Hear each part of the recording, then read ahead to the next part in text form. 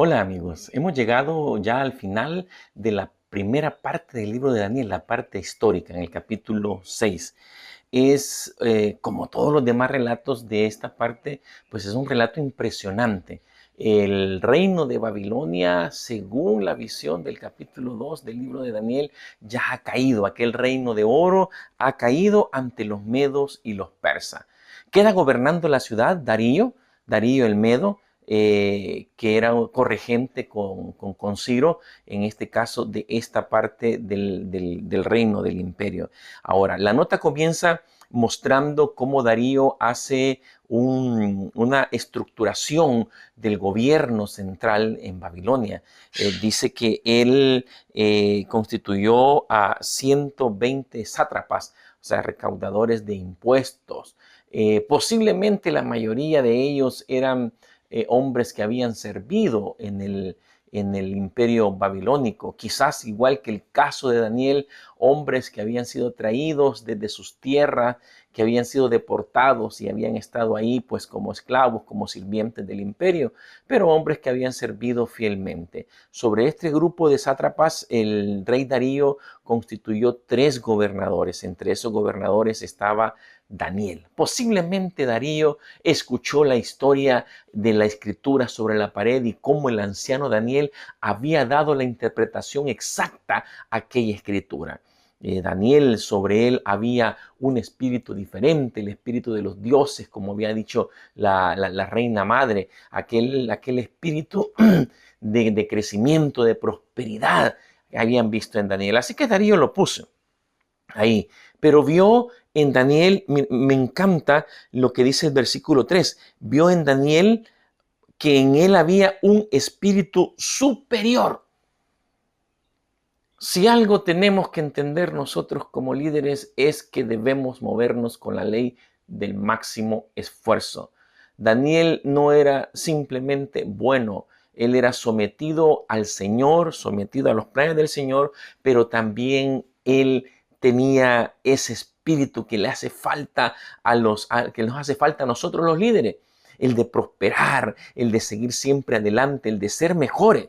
Tristemente, ahora en día en nuestra sociedad, la gente, los líderes se mueven con la ley del mínimo esfuerzo. ¿Cuánto es lo menos que puedo hacer para obtener el máximo de beneficios para mí? Y si no debo hacer nada, mucho mejor siempre y cuando yo capte beneficios. Daniel no era así.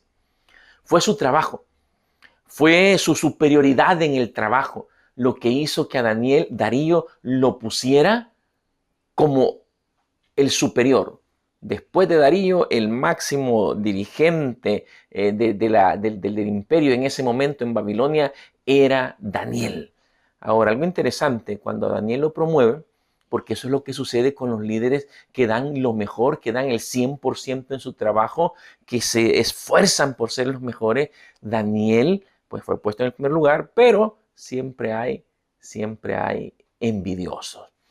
Y aquí hubo un grupo de envidiosos que buscaron en Daniel, en aquel hombre trabajador, en aquel hombre que todo lo hacía bien, que se esforzaba por hacerlo todo bien.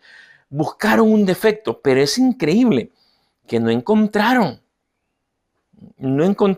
dice el versículo 4, y ningún vicio ni falta fue hallada en él.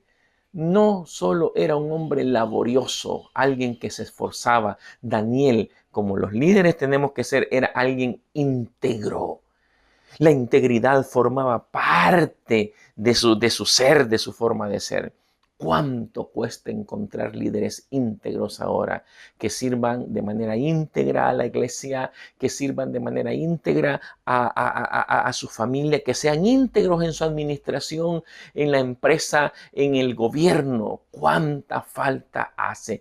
¿Cuántos problemas vemos ahora en muchos países debido a la falta de integridad de los líderes? Dice aquí que ningún vicio, ninguna falla fue encontrada en Daniel. Interesante la palabra vicio. Hoy se ve muy común el que los líderes pues beban su copa de vino, su cerveza, se fumen un cigarro, tengan alguna forma de distraerse. Incluso en algunos países algunas drogas que antes se consideraban prohibidas, pues hoy son bien vistas y hasta aprobadas por la ley. Ningún vicio. Dice la Biblia que el hombre que yerra por el alcohol, por el vino, no es sabio. Daniel era laborioso, era íntegro, sin falta de vicios. Ahora, aquí aparece una característica que mencionamos desde el principio a nosotros. Ellos encontraron solamente un problema en Daniel. Y el problema que encontraron, que para Daniel no era problema, es que Daniel le era fiel a su Dios. Él oraba por lo menos 3 veces al día, aunque él se mantenía constante en la oración, pero habían 3 momentos especiales en el día en que Daniel oraba. Y dijeron los sátrapas malvados, bueno, si no lo podemos agarrar por el lado de los vicios, por el lado de la falta de integridad, pues lo haremos ahí por el lado de su religión. Porque también sucede muchas veces eso. Los envidiosos tratan de atacar por aquello que nos hace diferentes ante la sociedad. Y a Daniel, si algo lo diferenciaba muchísimo del resto de líderes de ese momento, era su oración, su vida de oración, de devoción ante el Señor. Engañando a Darío, lo emboban y le dice que firme un decreto, una ley medo-persa, donde nadie por un periodo de tiempo adore a otro Dios sino solamente a él, y si no, pues que sea echado en el foso de los leones. Darío se vio como, ay, qué bueno está esto, ¿no? Pues yo voy a ser el principal, así van a saber quién manda aquí. Firma el decreto. Y en el mismo momento que Darío firma el decreto, aquellos sátrapas van y encuentran a Daniel haciendo. ¿Qué es lo que le encuentran haciendo? Orando. Porque para Daniel la vida de oración era eso, una vida de oración. Daniel no oraba cuando las cosas iban mal. Daniel no oraba solo cuando estaba triste. Daniel oraba siempre. Porque si algo hemos visto en el libro de Daniel es la relación entre Dios y el líder. Un Dios que visita, que camina, que prospera al líder íntegro, y un líder que se mantiene de la mano del Señor, agarrado de Él. Necesitamos esa clase de líderes hoy. Líderes que se humillen ante el Señor, que a pesar de su inteligencia, de los buenos dones que Dios mismo se los ha dado, reconozcan que deben seguir siempre de la mano del Señor, día a día, momento tras momento. Lo encuentran orando, van donde Darío a poner el dedo, como decimos nosotros, y en ese instante Darío se da cuenta de la trampa. Darío era el rey, pero él no podía ir en contra de sus propias leyes. Es un principio interesante. Los líderes no podemos ir en contra de los mismos principios, de las mismas leyes que se han establecido o que nosotros mismos hemos establecido junto con nuestro equipo. Tristemente, hoy hay muchos líderes que van sobre la ley. El fin justifica los medios, piensan algunos, pero esa clase de líderes no pueden prosperar. Y Darío se somete a la ley, y a pesar de que apreciaba a Daniel y a pesar de que buscó algún artilugio legal para poderlo salvar, no pudo. Y al pobre anciano lo tienen que lanzar al foso de los leones. Era conocido que en el zoológico que mantenían los babilónicos ahí en su ciudad habían pues leones. Posiblemente para cumplir este decreto los habían dejado aguantar hambre un tiempo y estaban seguros que Daniel iba a morir. Lanzaron a Daniel al foso de los leones, lo metieron, sellaron la entrada de aquella jaula, de aquel foso, para que nadie más pudiera entrar a rescatar al anciano. El mismo rey tuvo que sellarlo. Esa noche el rey, que apreciaba mucho a Daniel, angustiado, no comió, no hubo alegría para él, no durmió.